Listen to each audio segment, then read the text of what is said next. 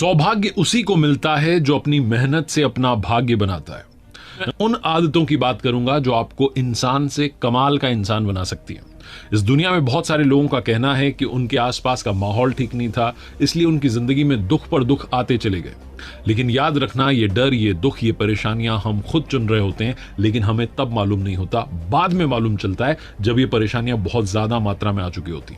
आइए बात करते हैं स्टीवन आर कवी की उस बुक की जिसका नाम है 7 habits of highly effective people. और आज के इस छोटे से वीडियो में आपको 7 आदतें बहुत समराइज करके समझाना चाहता हूं। तो आइए शुरू करते हैं पहली आदत से। जब बात आती है प्रभावशाली लोगों की, हाईली इफेक्टिव लोगों की, तो सबसे पहली आदत जो उनकी है वो है प्रोएक्टिव होना। जितने भी कमाल के लोग हैं, जितने भी ऊंचाई पर पहुंचे हुए लोग हैं, उन्होंने अपनी लाइफ में प्रोएक्टिवनेस का साथ नहीं छोड़ा है। 2 तरीके के लोग इस दुनिया में, पहले रिएक्टिव, दूसरे प्रोएक्टिव। अगर आप प्रोएक्टिव बनते हैं तो आप लाइफ में बहुत सारे लोगों से बहुत आगे निकल जाते हैं और आप बाकियों को इन्फ्लुएंस कर रहे होते हैं। प्रोएक्टिव लोग जो होते हैं उनका ये कहना होता है कि मैं कर सकता हूं, मुझसे हो जाएगा, मेरे पास ये ताकत है, मेरे अंदर वो क्षमता है, अगर नहीं तो मैं डेवलप कर लूंगा। रिएक्टिव लोग जो होते हैं वो हमेशा अपने आसपास के माहौल को दोष दे रहे होते हैं कि मैं पढ़ नहीं पाया क्योंकि घर का माहौल ऐसा था, स्कूल बिल्डिंग सही नहीं थी। ऑफिस में पहुंच जाते हैं तो वहां भी वो दोष दे रहे होते हैं कि शायद मेरा बॉस सही नहीं है, कंपनी की पॉलिसी सही नहीं है, ये कंपनी सही नहीं है। प्रोएक्टिव लोग जो होते हैं वो अपने ऊपर फोकस करते हैं, अपनी ताकत को पहचानते हैं और आगे बढ़ते चले जाते हैं। स्टीवन आर कवी 2 बातें कहते हैं, सर्कल ऑफ कंसर्न होता है, सर्कल ऑफ इन्फ्लुएंस होता है। एक चिंता का एरिया होता है, एक प्रभाव का एरिया होता है।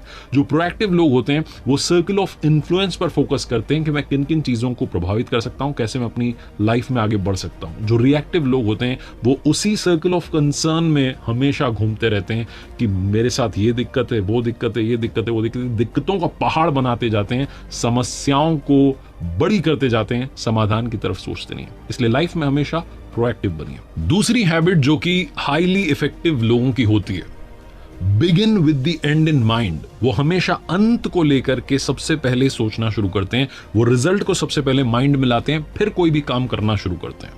आपने सुना होगा कि दुनिया में कोई भी चीज का निर्माण 2 बार होता है। कोई भी चीज 2 बार क्रिएट होती है। पहला उसका मेंटल क्रिएशन होता है, दूसरा उसका फिजिकल क्रिएशन होता है। मेंटल क्रिएशन से मतलब है कि कोई भी चीज सबसे पहले अपने माइंड में उसका नक्शा बनाते हैं, अपने माइंड में उसे विजुलाइज करते हैं, सबसे पहले सोचना शुरू करते हैं, फिर वो लाइफ में क्रिएट होने लगती है। जैसे कि अगर आप अपना मकान बनाना चाहते हैं तो आप उसका नक्शा एक बार माइंड में सोच रहे होते हैं, यहाँ पर बेडरूम होगा, यहाँ लिविंग रूम होगा, ये होगा, वो होगा।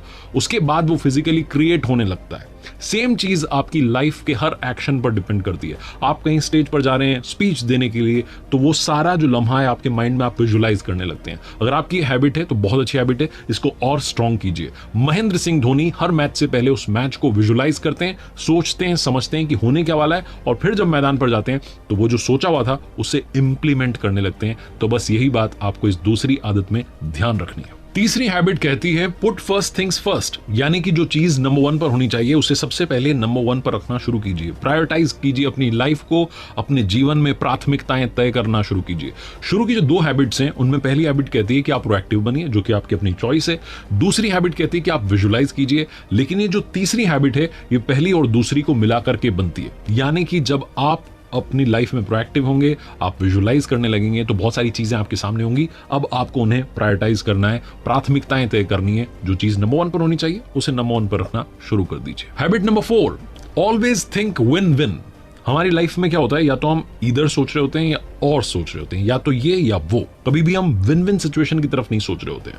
बहुत सारे लोगों को लगता है कि लाइफ इज अ रेस, भागना है, दौड़ना है, नंबर 1 आना है।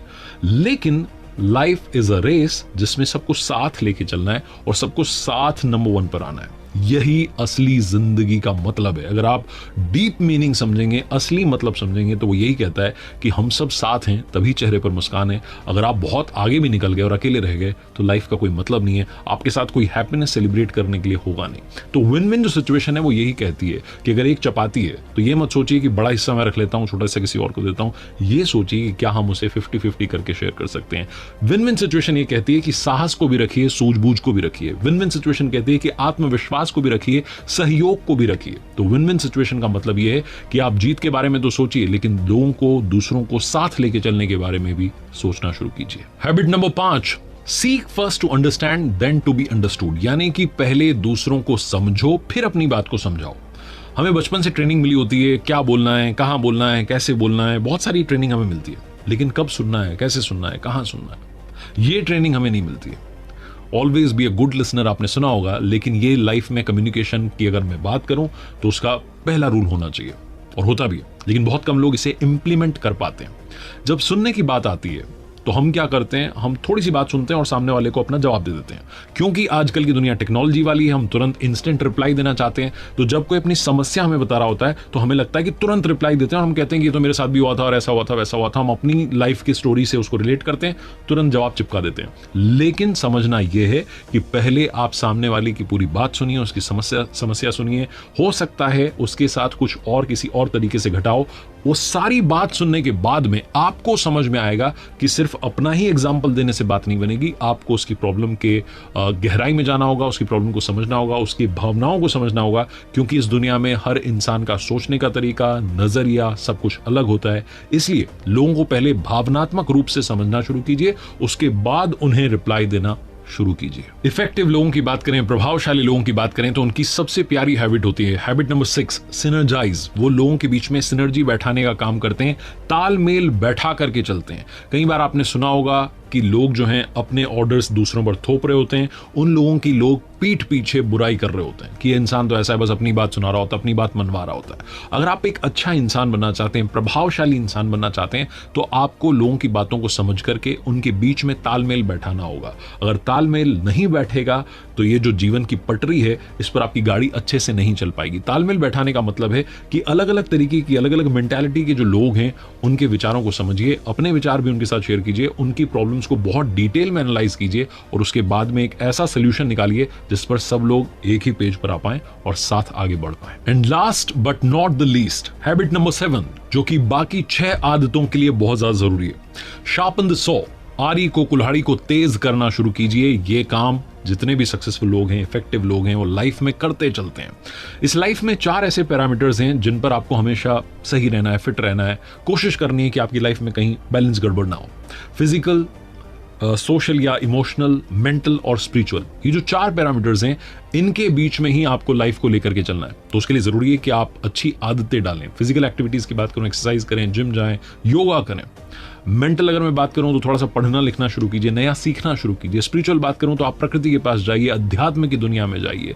सोशल इमोशनल बात करूं तो आप थोड़ा सा लोगों के बीच में घुलना मिलना शुरू कीजिए, बैठना शुरू कीजिए, बातें करना शुरू कीजिए, लोगों को समझना शुरू कीजिए।